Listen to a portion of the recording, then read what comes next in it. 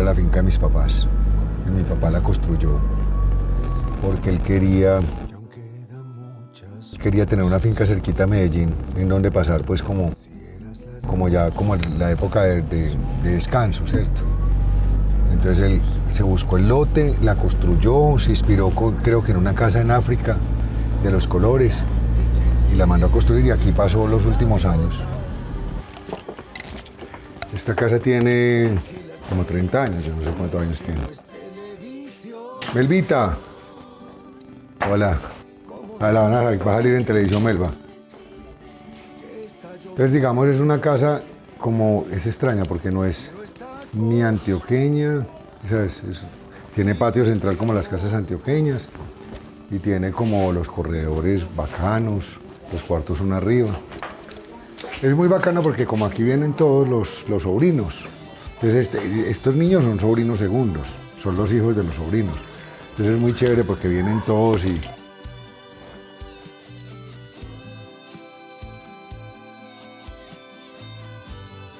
Cuando a mi mamá le dio un cáncer, entonces ella sabía que se iba a morir y ella dijo, yo quiero ir a la finca. Entonces, faltando como 15 días, ella subió a la finca y se sentó en este rinconcito. Entonces nos sentamos todos ahí, todos alrededor, ahí había una hamaca, nos sentamos todos y pasamos una tarde muy linda con ella. Entonces, para mí este rinconcito tiene una cosa muy especial, que es como su último momento de finca. Y él se quedó mirándola y mirándola y no pudo decirle adiós. Y ella apretó los labios y los sueños. ¿Cómo podré vivir sin vos? Y desde aquella noche soñó que él le decía: el día que te mueras, mujer, seguirás siendo mía. Lo cierto es que la luna de ese pueblo desde ese entonces no volvió. Y dicen los que saben de la historia que fue que Luis se la robó. En esa época ese era el Netflix de nosotros, nos colocaban unos discos con cuentos. Y el olor a mí me parecía una cosa loca. Un día cogí los discos y grabé los cuentos.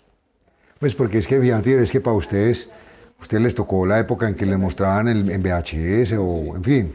Pero para nosotros no existía. Entonces aquí tengo grabado, por ejemplo, la última.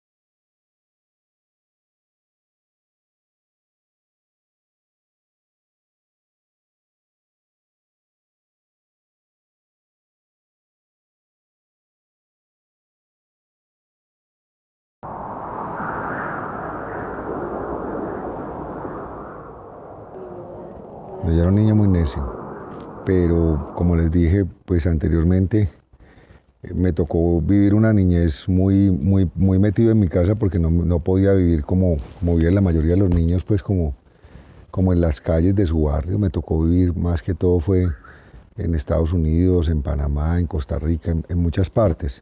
Estábamos en una época muy violenta en Medellín. Era la época de Pablo Escobar y entonces Pablo Escobar empezó como una guerra. Y había una discoteca que llamaba Oporto. Y un día Pablo Escobar entró a esa discoteca, separó pues digamos, yo estaba de 21 años más o menos, separó a los hombres de las mujeres y a muchos de los pelados que estaban ahí los mató, porque era una guerra. Entonces, por ejemplo, ahí se murieron compañeros, amigos de nosotros.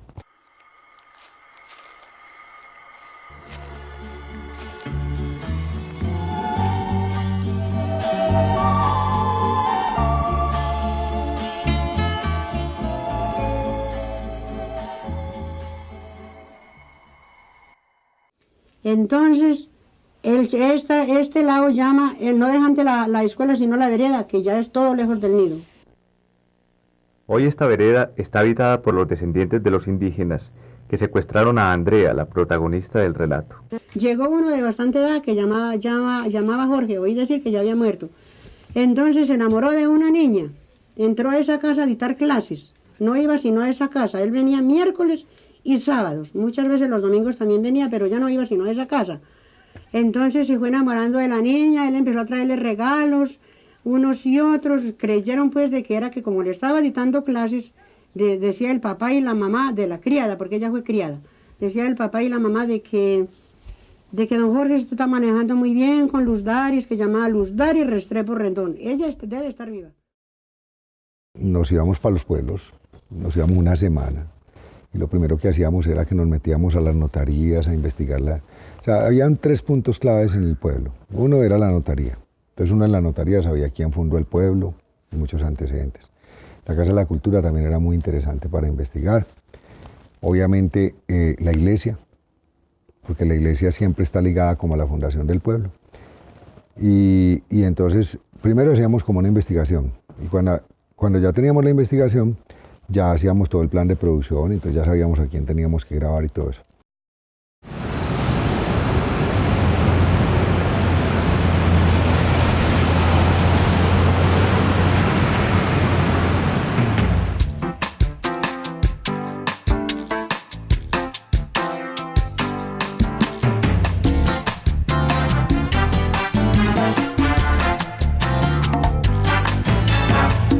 El Colón que navegaba mirando estrellas, no quedan ni carabelas ni calavera, y están llorando de Buenos Aires hasta La Habana, en Venezuela y en Tijuana, llorando porque Bolívar ya murió, Hidalgo y San Martín, y América está huérfana. No hay flores para la Santa Inquisición, y ahora es la inmigración la que pone sus reglas. Ahora hay caminos llenos de mapas y de fronteras, un solo pueblo, una sola raza y muchas banderas. 500 años llenos de guerra, llenos de pena, de patrias todas de dictaduras sin primavera, de un pueblo que no comprende su visión, que es flauta y es tambor, que salsa y... Hay un escritor que se llama Santiago Posteguillo que dice que lo más importante es el rigor histórico. Es decir, el elemento que tú tienes que respetar es la cronología, las fechas y los antecedentes que son incambiables. Por lo demás, tú como escritor puedes tener la potestad de imaginarte los sentimientos y las escenas como tú estés concibiendo el personaje. Eso es muy bonito. Eso hay que manejarlo con respeto, ¿cierto? Entonces, lo primero, la investigación rigurosa. La investigación rigurosa es la que te habla de los hechos. Gonzalo Mejía nació en tal fecha, se casó con tal persona, fundó tal empresa. Bueno, esos son hechos que quedan registrados. Pero construir la personalidad de una persona no es fácil, desde un punto de vista literario. Entonces uno tiene que empezar como a preguntar, ¿no es cierto? Como a preguntar quiénes lo conocieron, o leer también cuando hace la investigación cuáles eran los rasgos de su personalidad. Eso también ayuda. Pero a mí lo que más me ayudó fue que yo trabajé mucho tiempo con don Luis Mejía, que aparece en el libro, y a través de don Luis creo que logré entender un poco tal vez cómo hablaba Gonzalo, qué sentía, porque don Luis me lo contaba, y digamos que desde la imagen de don Luis trabajé mucho la imagen de don Gonzalo, de lo que yo creo, porque no deja de ser ficción, obviamente yo no lo conocí. Que la historia de Isolda digamos que de cierta manera pareciera un chisme de salón, en donde don Gonzalo en una noche le cuenta a los amigos esa anécdota de su juventud. Lo de la carta de Isolda también es como un tema que la carta finalmente llega, pero digamos que a mí don Luis me contó el contenido de la carta, yo nunca vi la carta físicamente, ¿cierto? Entonces yo tenía básicamente muy pocos elementos. La conoce en Roma, tienen unas vacaciones en Venecia, la mamá la esconde, él la busca, esto es todo lo que yo tenía. La mamá la esconde, él la busca, no la encuentra y después llega una carta. Eso, cuando a ti te dan esa información, ¿tú qué haces? ¿Cierto? Pero entonces tú empiezas a establecer y vuelves y juegas. Bueno, ¿en qué año se conocen? En tal año. ¿En dónde están? En tal parte. ¿Qué está pasando en el mundo en ese momento? ¿Qué está pasando en Venecia en ese momento? Si la mamá la esconde, ¿para dónde se la pudo haber llevado que Gonzalo no la encuentre?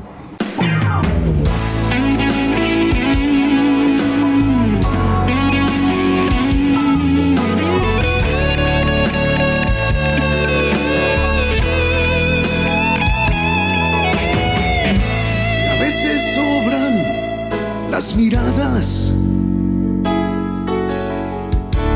pero nos faltan las palabras.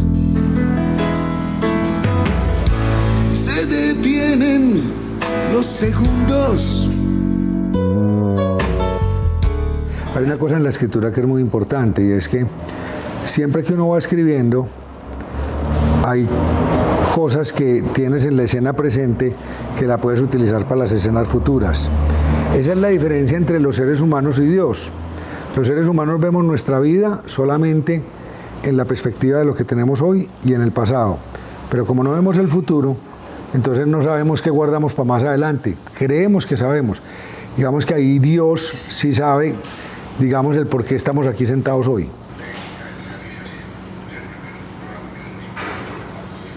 O sea, yo como papá sé que me voy a morir. ¿Qué le digo a mi hijo? Pues le puedo decir muchas cosas. Le digo, manéjese bien, X o Y. Pero en la posición en donde yo estaba ahí, y como estás escribiendo un libro y solamente tienes pocas palabras para decirle, lo que el papá le tenía que transmitir a Gonzalo era precisamente esa responsabilidad que tenemos todos, ¿cierto? Entonces, digamos, ¿cuál es la responsabilidad? Tú tienes responsabilidades para contigo misma, para con tu familia, para con tu país, ¿no es cierto? Para con la sociedad. Y eso fue lo que le dijo a él, a Gonzalo. Le dijo, mire, usted no es un tipo normal, usted es un tipo especial. Y usted es un tipo que está destinado a que esta tierra dependa de muchas cosas de usted. El nombre, yo lo quería colocar Las Alas del Paraíso en un principio, porque me parecía muy bacano pensar que este man era Las Alas y Gonzalo era el paraíso, él era Las Alas y Medellín era el paraíso. Eso, hay una canción en inglés que se llama The Wind Beneath My Wings, el viento que está bajo mis alas. Y así lo trabajé mucho tiempo. Pero hay una versión en YouTube de una canción de Jorge Villamil que se llama Me Llevarás en Ti, que la canta Carminia Gallo. Y me pareció muy bonita porque es una versión lírica de Me Llevarás en Ti. La canción de Me Llevarás en Ti es Me llevarás en ti como las sombras. Es una canción pues de hace muchos años. Y la versión de Carminia Gallo me gustó mucho. Entonces yo vi esa versión y al final cuando me tocó tomar la decisión yo dije, pero es que la canción Me Llevarás en Ti existe. El nombre me parece una belleza, pero no existe un libro que se llame Me Llevarás en Ti. Y siempre que yo oía la canción interpretada por Carminia Gallo, pensaba como en el libro que yo estaba escribiendo. Entonces finalmente revisé que sí lo pudiera registrar por derechos de autor y como libro perfectamente lo podía registrar. Entonces lo coloqué Me Llevarás en Ti. Y ahora lo más simpático de todo es que yo compuse una canción ahora para la película y la registré también como Me Llevarás en Ti, porque resulta que las canciones sí pueden tener el mismo nombre algunas. Entonces digamos que va a existir la canción de Me Llevarás en Ti de Jorge Villamil y la otra de Iván Obando.